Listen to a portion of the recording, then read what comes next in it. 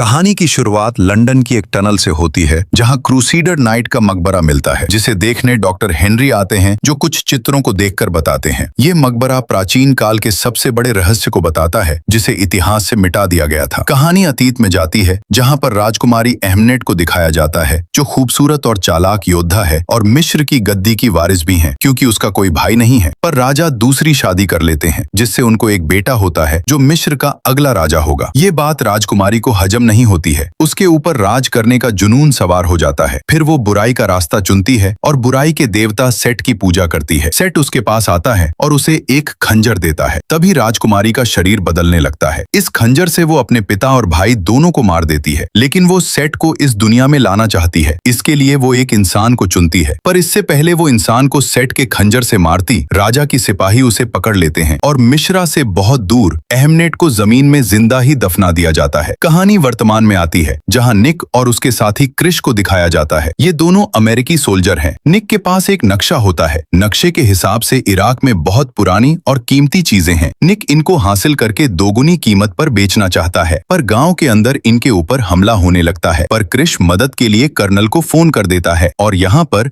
US army आकर दोनों को बचा लेती है। तभी वहाँ पर जेनिफर भी आ जाती है, जिसका नक्शा निक ने चुराया था। वो निक को थप्पड़ मारकर नक्शा वापस करने को कहती है, पर निक साफ इनकार कर देता है। तभी जेनिफर को एक गड्ढा दिखाई देता है, जो पुराने समय का मकबरा है। वह निक और क्रिश को अपने साथ मकबरे में ले जाती है। वहाँ निक के हाथ पर पानी की एक बूंद गिरती है, जो पानी नहीं बल्कि पारा है, जो जमीन के नीचे जा रहा होता है। तीनों उसके पीछे जाते हैं और देखते हैं नीचे एक कुआं है, जिसके चारों तरफ 6 गार्ड हैं, जिनका मुंह कुएं की तरफ है। कुएं के अंदर कुछ रस्सियां भी होती हैं, जिन्हें देखकर जेनी समझ जाती है कि यह मकबरा नहीं बल्कि जेल है। कुएं में पारा इसलिए होता है क्योंकि पारा बुरी शक्तियों को कमजोर कर देता है, पर कुएं में क्या है यह पता नहीं होता। निक रस्सी पर गोली चलाता है। तभी ऊपर से एक पत्थर जमीन की ओर आता है और पानी के अंदर से एक ताबूत निकलता है, जो कि राजकुमारी अहमनेट का है, जिसे हजारों साल पहले जिंदा मम्मी बनाकर दफन किया गया था। ताबूत के ऊपर आते ही मकड़ियां झुंड में बाहर निकलने लगती हैं और क्रिश को काट लेती हैं। तभी निक को विजन आते हैं, जो रेगिस्तान में अहमनेट को देखता है। अहमनेट कहती है, तुम मेरे हो, मैं तुम्हें चुन लिया है। अगले पल निक को होश आता है और ताबूत को हवाई जहाज में लेकर निकल जाते हैं। निक का साथी, जिसे मकड़ी ने काटा था, उसके शरीर पर अहमनेट कब्जा कर लेती है, इसलिए वो सबके ऊपर हमला करने लगता है, लेकिन निक उसे गोली चलाकर मार देता है। तभी हजारों कौवों का झुंड उन पर हमला कर देता है, जिससे इनका जहाज क्रैश होकर गिरने लगता है। निक प्लेन क्रैश से पहले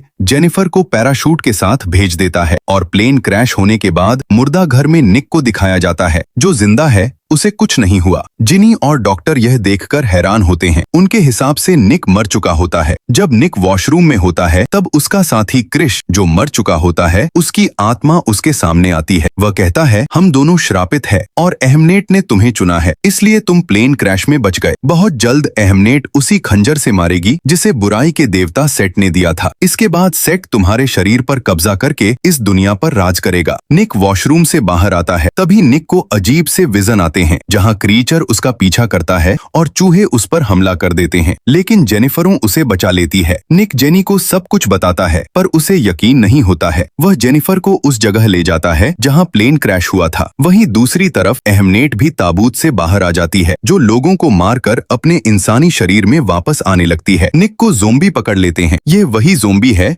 जिनका खून पीकर अहमनेट अपनी इंसानी शरीर में वापस आई। अब वहां अहमनेट भी आ जाती है और उसके हाथ में वही खंजर होता है, जिसे बुराई के देवता सेट ने दिया था।